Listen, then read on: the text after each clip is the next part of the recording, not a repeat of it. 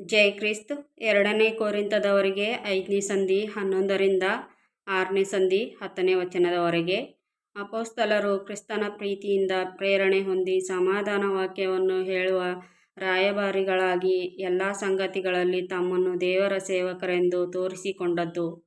ಕರ್ತನ ಭಯವು ನಮಗಿರುವುದರಿಂದ ನಾವು ಮನುಷ್ಯರನ್ನು ಒಡಂಬಡಿಸುತ್ತೇವೆ.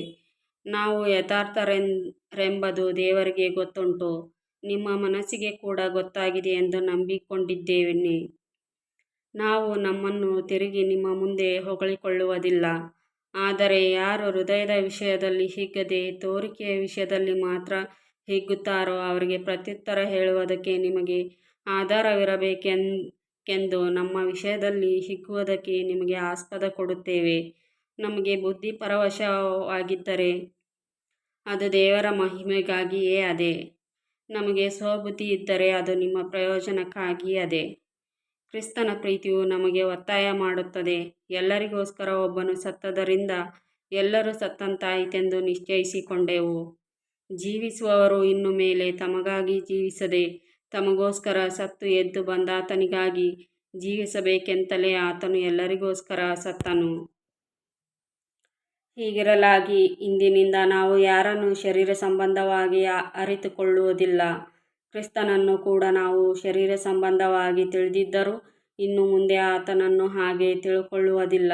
ಹೀಗಿರಲಾಗಿ ಯಾವನಾದರೂ ಕ್ರಿಸ್ತನಲ್ಲಿದ್ದರೆ ಅವನು ನೂತನ ಸೃಷ್ಟಿಯಾದನು. ಇಗೋ, ಪೂರ್ವಸ್ಥಿತಿ ಹೋಗಿ ಎಲ್ಲ ನೂತನವಾಯಿತು. ಇದೆಲ್ಲ ದೇವರಿಂದಲೇ ಉಂಟಾದದ್ದು. ಆತನು ಕ್ರಿಸ್ತನ ಮೂಲಕ ನಮ್ಮನ್ನು ತನಗೆ ಸಮಾಧಾನಪಡಿಸಿಕೊಂಡು ಸಮಾಧಾನ ವಿಷಯವಾದ ಸೇವೆಯನ್ನು ನಮಗೆ ಅನುಗ್ರಹಿಸಿದ್ದಾನೆ. ಆ ಸಮಾಧಾನ ವಾಕ್ಯವೇನೆಂದರೆ, ದೇವರು ಮನುಷ್ಯರ ಅಪರಾಧಗಳನ್ನು ಅವರ ಲೆಕ್ಕಕ್ಕೆ ಹಾಕದೆ ಲೋಕವನ್ನು ಕ್ರಿಸ್ತನಲ್ಲಿ ತನಗೆ ಸಮಾಧಾನಪಡಿಸಿಕೊಳ್ಳುತ್ತಿದ್ದಾನೆಂಬುದೇ. ಅದನ್ನು ಸಾರುವ ಸೇವೆಗೆ ನಮ್ಮನ್ನು ನೇಮಿಸಿದ್ದಾನೆ. ನಾವು ಕ್ರಿಸ್ತನ ರಾಯಭಾರಿಗಳಾಗಿದ್ದೇವೆ. ದೇವರೇ ನಮ್ಮ ಮೂಲಕ ಬುದ್ಧಿ ಹೇಳುವ ಹಾಗಾಯಿತು. ದೇವರೊಂದಿಗೆ ಸಮಾಧಾನವಾಗಿರೆಂದು ಕ್ರಿಸ್ತನ ಹೆಸರಿನಲ್ಲಿ ನಿಮ್ಮನ್ನು ಬೇಡಿಕೊಳ್ಳುತ್ತೇವೆ. ನಾವು ಆತನಲ್ಲಿ ದೇವರಿಗೆ ಸಮರ್ಪಕರಾದ ನೀತಿ ಸ್ವರೂಪಿಗಳಾಗುವಂತೆ ದೇವರು ಪಾಪಜ್ಞಾನವಿಲ್ಲದ ಆತನನ್ನು ನಮಗೋಸ್ಕರ ಪಾಪಸ್ವರೂಪಿಯಾಗ ಮಾಡಿದನು. ನಾವು ಆತನೊಂದಿಗೆ ಕೆಲಸ ನಡೆಸುವವರಾಗಿದ್ದು ನೀವು ಹೊಂದಿದ ದೇವರ ಕೃಪೆಯನ್ನು ವ್ಯರ್ಥ ಮಾಡಿಕೊಳ್ಳಬೇಡಿರೆಂದು ಎಚ್ಚರಿಸುತ್ತೇವೆ. ಪ್ರಸನ್ನತೆಯ ಕಾಲದಲ್ಲಿ ನಿನ್ನ ಮನವಿಯನ್ನು ಕೇಳಿದೆನು, ರಕ್ಷಣೆಯ ದಿನದಲ್ಲಿ ನಿನಗೆ ಸಹಾಯ ಮಾಡಿದೆನು ಎಂದು ದೇವರು ಹೇಳುತ್ತಾನಲ್ಲ. ಈಗಲೇ ಆ ಪ್ರಸನ್ನತೆಯ ಕಾಲ, ಇದೇ ಆ ರಕ್ಷಣೆಯ ದಿನ. ನಿಂದೆಗೆ ಅವಕಾಶ ಕೊಡದೆ ಎಲ್ಲ ಸಂಗತಿಗಳಲ್ಲಿ ದೇವರ ಸೇವಕರೆಂದು ನಮ್ಮನ್ನು ಸಮ್ಮತರಾಗ ಮಾಡಿಕೊಳ್ಳುತ್ತೇವೆ. ನಾವು ಸಂಕಟಗಳಲ್ಲಿಯೂ ಕೊರತೆಗಳಲ್ಲಿಯೂ ಇಕ್ಕಟ್ಟುಗಳಲ್ಲಿಯೂ ಪೆಟ್ಟುಗಳಲ್ಲಿಯೂ ಸೆರೆಮನೆಗಳಲ್ಲಿಯೂ ಕಲಹಗಳಲ್ಲಿಯೂ ಕಷ್ಟವಾದ ಕೆಲಸಗಳಲ್ಲಿಯೂ ನಿದ್ದೆಗೇಡುಗಳಲ್ಲಿಯೂ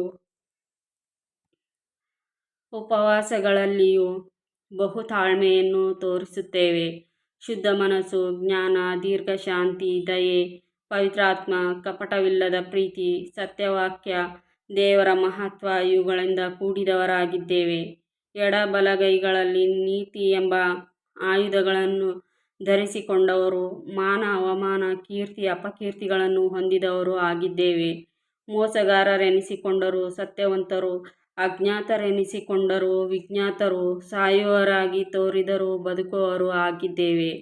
ಶಿಕ್ಷೆ ಹೊಂದುವವರಾಗಿದ್ದರೂ ಕೊಲ್ಲಲ್ಪಡದವರೂ, ದುಃಖಪಡುವವರಾಗಿದ್ದರೂ ಯಾವಾಗಲೂ ಸಂತೋಷಪಡುವವರೂ, ಬಡವರಾಗಿದ್ದರೂ ಅನೇಕರಿಗೆ ಐಶ್ವರ್ಯವನ್ನುಂಟು ಮಾಡುವವರೂ, ಏನೂ ಇಲ್ಲದವರಾಗಿದ್ದರೂ ಎಲ್ಲ ಇದ್ದವರೂ ಆಗಿದ್ದೇವೆ. ಆಮೆನ್.